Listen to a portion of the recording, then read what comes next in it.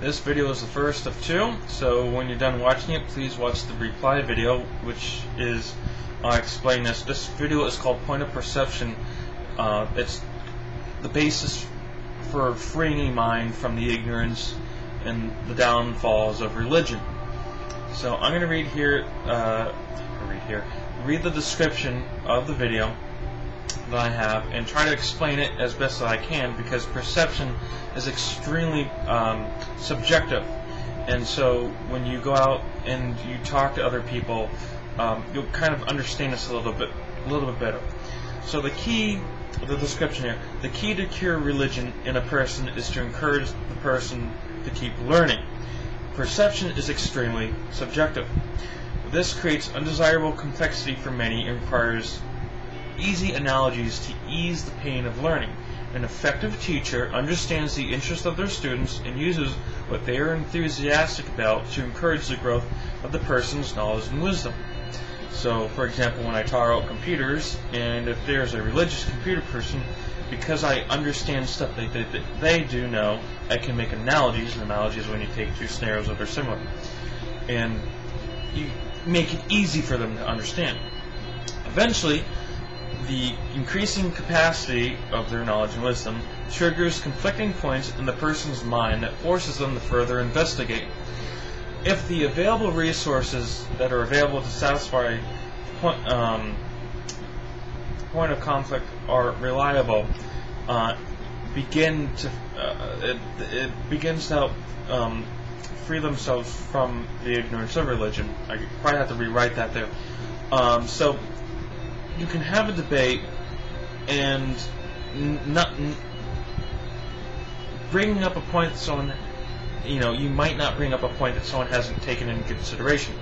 Now, when I look at other human beings, or interact with other human beings, and I try not to say this as putting myself above others, but just trying to understand my own position. And for example, an Islamic gentleman posted, I'm very confused with what he is saying because it was very vague. He's ultimately saying that, I can be saved by fearing Allah and praising Allah and all that. And nothing, I don't mean anything offensive to him in our disagreement. But what I'm saying is that I have encountered and I have perceived and I have received stimuli through my senses, hearing, seeing, feeling, etc., that have educated me on topics and things that have reinforced what I have seen and witnessed that he hasn't, and vice versa. Now, I've been to churches, not necessarily mosques, but religion. Learning is the detection of patterns, and religion. Islam, Judaism, and Christianity are all Abrahamic religions. So Judaism is the base Judaist religion.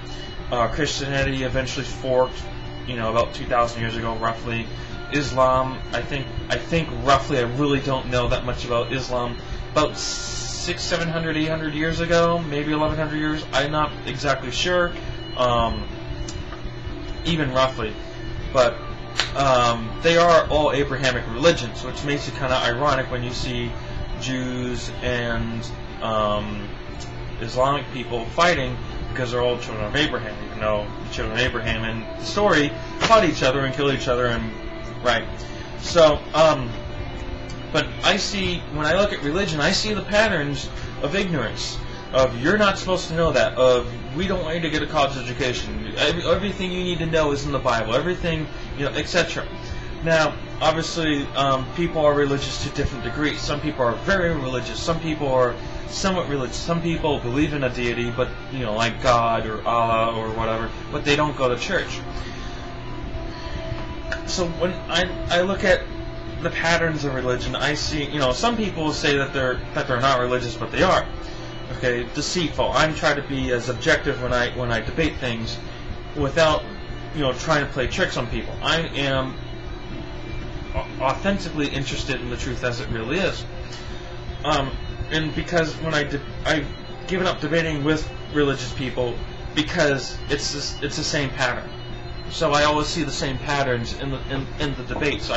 So until I hear something new and refreshing that hey, I haven't ever heard that, I'm going to actually go into debate with that. Now, a debate, how do you define a successful and a failure of a debate? A failed debate is when basically people start throwing personal insults. Now, I use words objectively, and people might perceive those words incorrectly. When I use the word, I make a very big distinction between the words ignorance and stupidity, and I use neither as an insult.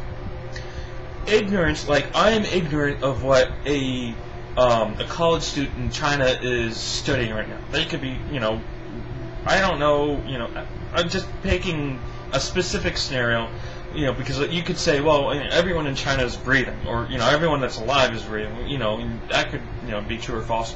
I'm trying to pick up something that we say, yeah, obviously you have no way of knowing what someone in China in a college is doing right now, if they're in college, if it's daylight, or, they might have classes at night. Who knows, okay? I am naturally ignorant of that. I am not expected to know this. Just like if I ask you a question, you might naturally be ignorant of it because you just have no way of knowing. There's nothing inherent. There's nothing insulting about the word ignorance. Stupidity can be used without being an insult, even though you hear stupidity flung around a lot as an insult. There's an intellectual human being at our atheist meetup a month ago, and I made analogies to help him better understand, based on what he had just said. And he was stupid in the fact that he did get the pattern. It's a consistent pattern that I kept making, that he himself had spoke of, but didn't recognize the pattern that he was using earlier. That's stupidity, when you don't make the connection and it's used consistently over and over. It's not necessarily an insult. Okay, so when we talk about how does a debate progress? How is a debate successful? Well, when you ultimately arrive at a pre-argumentative, how do you define a pre-argumentative? It is basically a point where no one has any credible. It's when you get to the fine points, when you start attacking the gray areas together. It could be any two people with any whatever their disagreement is. Doesn't matter if it's religion or politics, or they're discussing their favorite color. Okay? And when you get into the gray area and you start attacking the gray area, okay, well, how are we going to define a human versus what we would consider what came before humans? Okay? Down to the point where it's like this was the mother and father that weren't human, or one was human and one wasn't, or whatever. All those fine points are. And non-scientific people who aren't scientists would have a much more dull conversation, dull as in not having fine points. A scientist, for example, would be able to argue this with another scientist if this is their specific area of research. And that's why we have science, to further increase our understanding of existence in various avenues of science as a form of humanities in its own sense. So everything's not just down to science. You have cooks who try out different types of food. You have armorsmiths who try out different methods of creating metal and armor, or how they might create something for an industrial purpose or a commercial purpose. So when you are actively collaborating and asking questions together, that is when you are having a successful debate. Is when you are actively learning things together.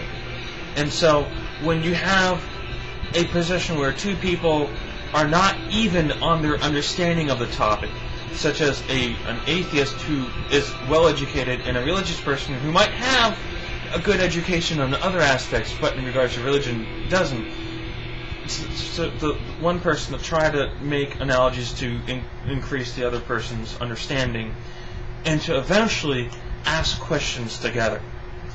So anyway, please watch the reply video to this, which I shot before, but we're limited to 10 minutes, and I felt the need to talk about perception specifically and debates and how debates can ultimately be progressive. Thanks for watching, and please watch the reply video.